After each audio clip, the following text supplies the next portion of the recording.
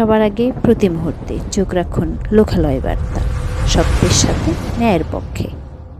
মুক্তিযোদ্ধা কোটা পুনর্বহালের দাবিতে তেঁতুলিয়ায় প্রতিবাদ সমাবেশ ও ইউএনওকে স্মারক। সাথে আছে আমি ফারজানা নূপুর। পঞ্চগড় জেলা প্রতিনিধি খাদেমুল ইসলাম। প্রতিবেদনে দেখুন বিস্তারিত। মুক্তিযোদ্ধা কোটা পুনর্বহাল করে হাইকোর্টের দেওয়া রায় কার্যকরের দাবিতে তেঁতুলিয়ায় মানববন্ধন কর্মসূচি পালন করা হয়েছে।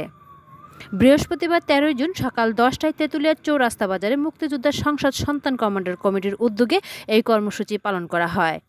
বীর মুক্তিযোদ্ধা সংসদ সন্তান কমান্ডার কমিটির আহ্বায়ক খন্দকার মোহাম্মদ শামসুজ্জামান নাহিদের সভাপতিত্বে বক্তব্য রাখেন তেঁতুলিয়া বীর মুক্তিযোদ্ধা মোহাম্মদ নায়েব আলী, বীর মুক্তিযোদ্ধা মোহাম্মদ আয়ুব আলী, মুক্তিযোদ্ধা সংসদ সন্তান কমিটির সদস্য সচিব আব্দুল রাজ্জাক প্রমুখ।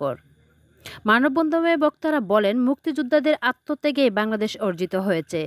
আজ সেই দেশে বসে মুক্তিযোদ্ধাদের কোটা বাতিল করতে চায় একটি চক্র। স্বাধীনতা বিরোধী এই চক্রটি সব ষড়যন্ত্র রোধ করে অবিলম্বে হাইকোর্টে দেওয়া রায় কার্যকরের দাবি জানান তারা।